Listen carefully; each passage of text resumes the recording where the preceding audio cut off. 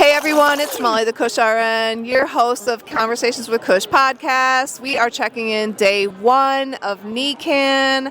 I have an incredible guest lineup for you, including these two lovely gals that are sitting here with me today, Rachel and Ashley from Pot Mamas. Welcome, ladies. Thank you. Yeah. We're really excited to be here. Fresh on the scene, but man, are you guys making a huge splash. I'm seeing you everywhere. Yeah. I think people are really responding to the concept. I think Minnesota was also ready to have more locally owned shops, and it's exciting seeing all these places get open and all these distributors start to be able to do it. We're also just carving a new path. I mean, we're not the traditional dispensary, so we're really catering to that kind of curious experience in an untapped market, to be honest. Most dispensaries are very high potency, really looking for those canna connoisseurs. But why not open it up to a brand new market, let alone canna curious? Sure. Who's your biggest demographic? Women in cannabis, moms, canna curious. Sure. Everybody. Our doors are open for everybody, but we're really excited to untap that market. And what kind of products are you able to offer in your space? We offer a lot of the great hemp-derived brands that people are used to seeing and can kind of help bridge that gap into an adult-use dispensary. But our main focus is on adult-use product and really providing that education now that we have a little bit more variety about what different product types there are, consumption methods. We've taught a lot of new customers how to use a pipe. Yeah. It's super fun. Yeah, that's awesome. Yeah, so we have all of these branded swag items, and we're like, yep, this is a chillin', this is what it does. And so it's nice, since I've been in the industry for 10 years, it's nice to kind of go right back to that day one tourist kind of bud tending vibe sometimes. It's fun, right? It's really fun. It's really exciting. Yeah, same here. I mean, this is my 9th year in the industry, and it's just, it brings you back to the beginning days when it was fun and everybody was willing to learn and listen and educate. And it's been a fun experience. Mm-hmm. How are you educating your staff then to help patients or to help consumers reach the product that's going to be the thing for them? That starts with how we choose our vendors, right? Because we cannot single-handedly train all of our staff on the best selling points for all of these products. And so when we went into finding vendors for our stores, we went in with the intention of who else is education-based? Who understands that the most important piece to selling your adult use product is whether or not the bud tenders are sold on it? And we're starting to kind of get those trainings in the store where the rosin company is going to come in and show these folks, that maybe haven't seen it as much as Ashley and I have, what are the selling points here on a high-end product? And so I think we're seeing a lot of response from our staff to that. And then also as we do customer-facing, education pop-ups in the stores, we're seeing an amazing response from that too, because it got a little stale in older markets, but it's fresh again. In Minnesota. And here, it's invigorated, right? The industry, the consumers, the patients are ready. You know, they're looking at cannabis and they're like, wow, this has really so many benefits. It's not just about getting high, So we're really trying to open our doors on our dispensaries to not the experience of the typical Minnesota market, which is just come on in, hop on a kiosk, and put in an order. We're really promoting that come up to the counter, grab us, let's do a personal shopping experience. Awesome. Let's answer all of your questions. Make it to where you're more comfortable and you're more confident the next time you come in and shop. Well, it's a big barrier for people that are cannabis novice to go into a big, intimidating dispo, and they see all this stuff and they're like, I don't know what to do here. Yeah, exactly. And that's what we're here for. So we're like I said, carving that new path. Awesome. So I heard you say a couple of times you guys, it sounds like you're OGs in this space. So we still got a lot to learn. Yeah. Why cannabis, and how did you get here? Well, I made the transition from nonprofit management 10 years ago, and I was in Colorado. I was a med patient, and I was so over my current career, and I said, what could I do to actually help people? And this is what I landed on. And so were you already a cannabis consumer? Yes. So did you know the benefits? I've always been a cannabis consumer, as a cannabis refugee to Colorado from a non-legal state. Okay. And just wanted to be able to live my life and have my career without that risk. And so I understand where a lot of the these kind of curious and nervous people are coming from.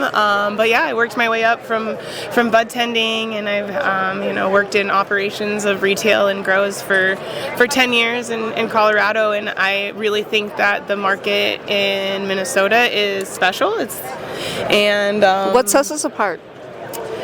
Man, it's not just the newness, it's the real, no pun intended, grassrootsness of it all. Yeah. I think this is a market Thank you for where we're recognizing gonna see that. Local companies thrive. I'm originally from the Midwest. I've been keeping an eye on every state that goes in the Midwest, but something special about here, and I wanted to be in the cities because there's such a good food and music scene, and I love that crossover with community in cannabis, and that's what I think is going to set Minnesota apart. It's important to bridge that gap between the OG legacy market and really the culture, right? Yeah, and we're in the thick of it. We're watching that tipping point. Yeah. I come from Oregon, so I've been doing this for about 9 years. Sure. Hi, thank you. I've been doing this for about 9 years now.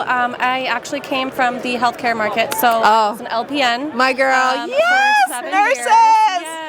And I specialize in pain management and substance addiction. Okay. So when Oregon pivoted over from medical to recreational, a lot of the healthcare facilities kind of poo-pooed on signing medical cards.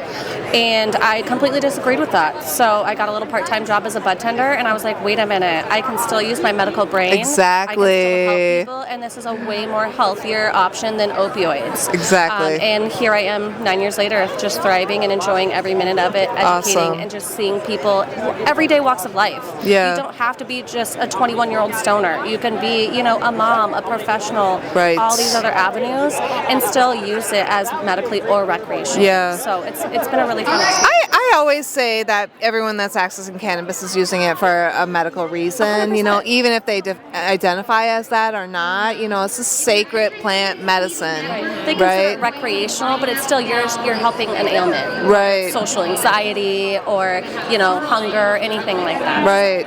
Oh my gosh, thank you for that intentional work. And I think speaking to the low dose market, hemp is really what patients need.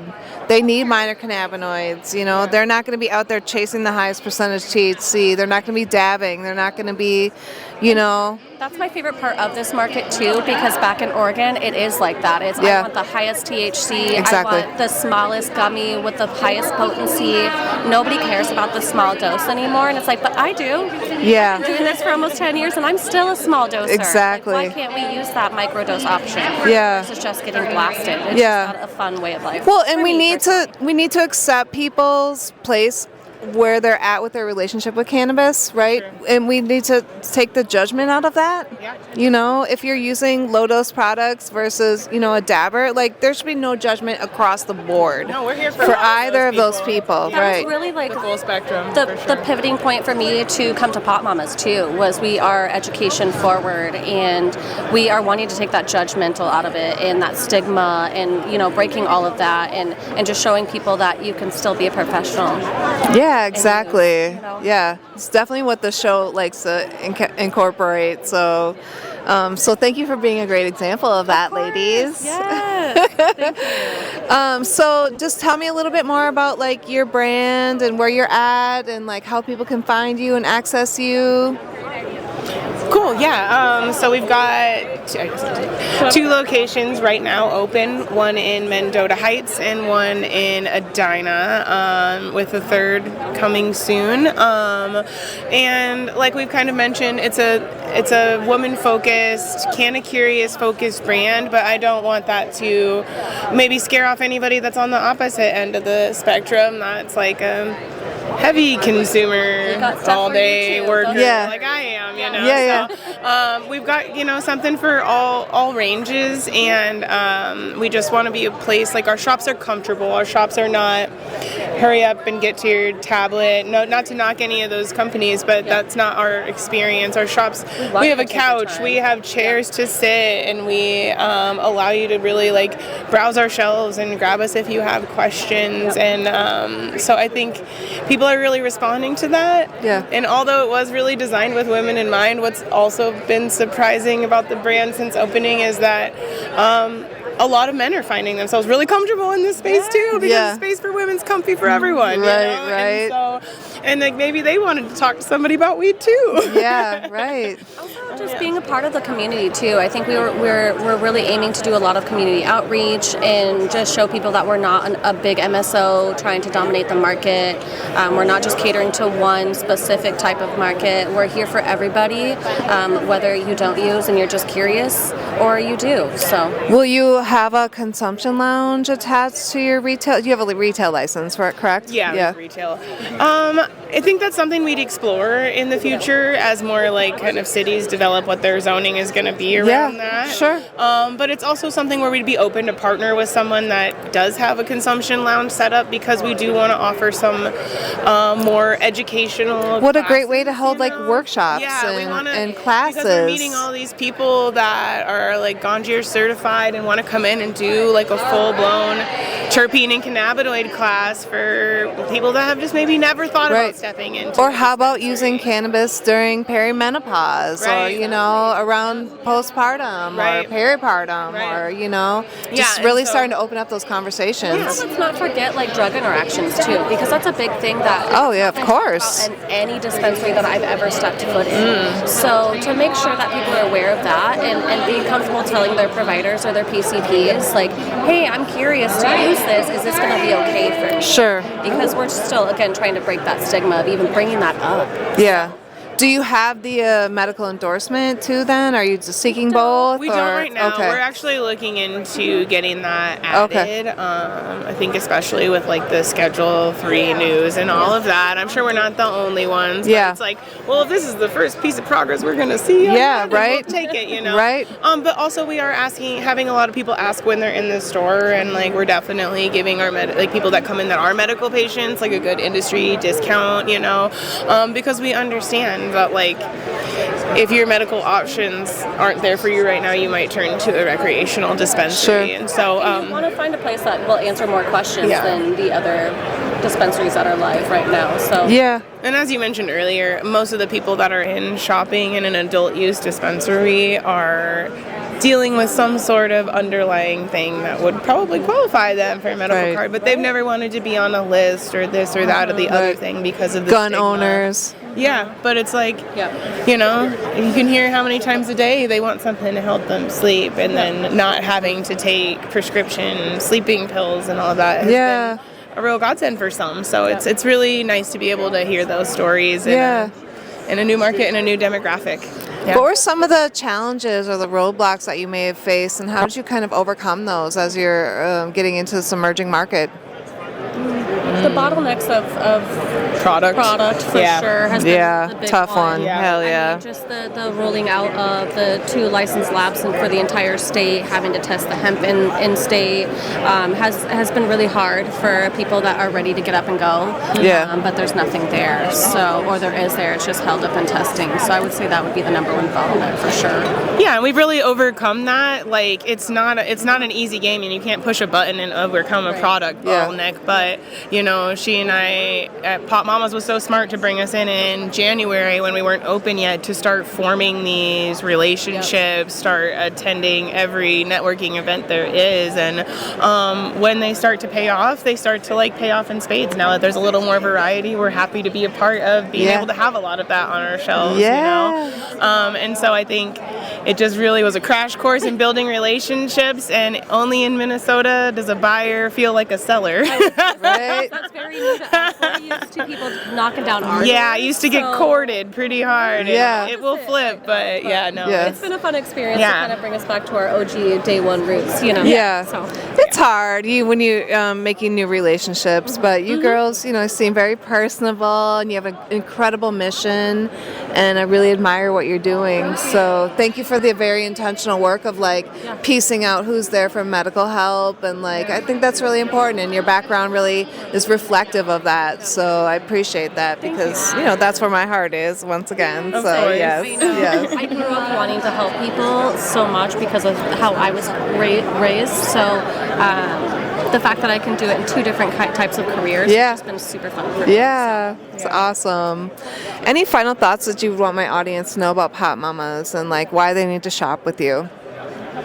I mean, try us one time. It's a completely different experience. I mean, even down to the mailman that comes in, walks in, is like, holy cow, I have never seen a dispensary like this. Yeah. And the fact that we are there at the counter waiting to answer your questions and just having you have a comfortable experience, it's just a lot different, and I don't think Minnesota's seen anything like us yet. Gotcha.